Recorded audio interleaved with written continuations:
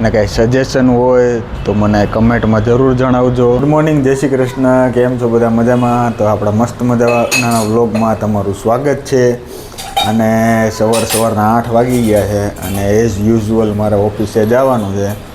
હવે આજે જોઈએ આજે શું નવા કામ આવે છે, શું નવી જગ્યાએ આપણે જઈએ છીએ. તો વ્લોગ જોતા રહેજો અને મજા આવે તો લાઈક, શેર અને કમેન્ટ કરતા રહેજો અને સબસ્ક્રાઈબ કરવાનું ભૂલતા નહીં.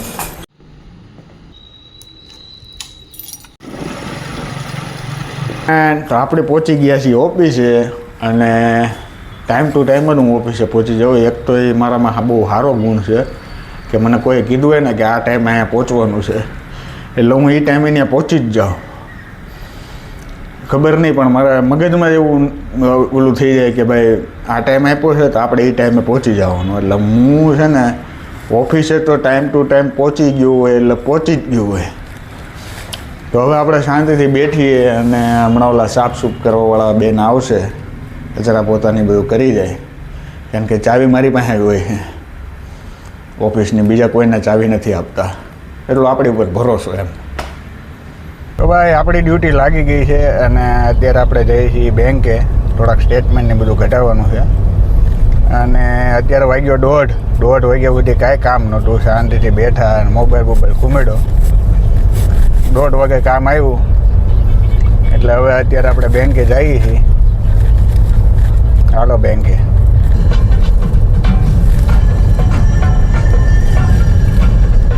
તો ભાઈ આપણે ફાઇનલી બેંકે પહોંચી ગયા છીએ. જો રહી બેંક અને અંદર જઈએ અને આપણે આપણું કામ પતાવીએ. અરે કામ પતી જાય પછી પાછા આપણે જઈએ ઓફિસે, કાં તો આપણે કંઈક બીજે જવાનું છે. હા સાચું, મને ભૂલાઈ ગયું, બીજે જવાનું છે. પણ આ કામ પતી જાય પછી ફોન કરવાનો છે, પછી સ્ટેટમેન્ટ લઈને કંઈક બીજે જવાનું છે. તો પહેલાં આપણે આ બેંકનું કામ પતાવીએ.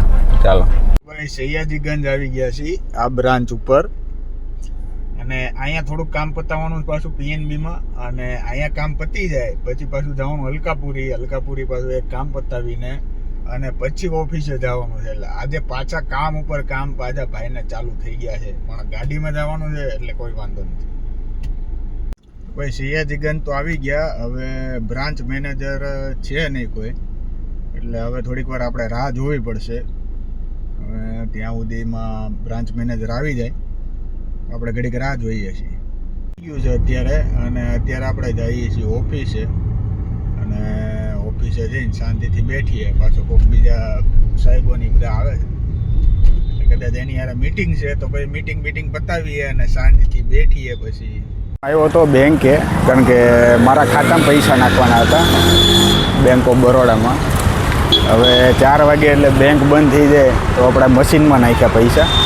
મશીનમાં ભાઈ 200 નોટ જ ગઈ, એટલે 100 વાળી નોટ હતી એટલે ટોટલ 200 નોટ એટલે 20,000 જ જમા થયા. એમાં બેંક મશીનમાં એવો નિયમ છે 200થી વધારે પછી નોટું ન લે.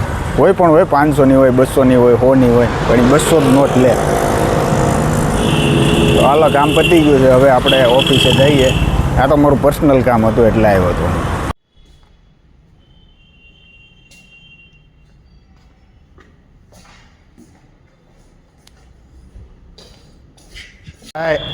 ફાઇનલી આપણું કામ પતી ગયું, આજની ડ્યુટી પૂરી થઈ ગઈ અને હું જાઉં છું હવે ઘરે. એટલે તમને જો મારા વ્લોગ જોવાની મજા આવતી હોય તો લાઈક, શેર અને સબસ્ક્રાઈબ કરવાનું ભૂલતા નહીં. અને કાંઈ સજેશન હોય તો મને કમેન્ટમાં જરૂર જણાવજો. અને જે લોકો મારા વ્લોગ જોવે છે એનો ખૂબ આભાર માનું છું. બાય.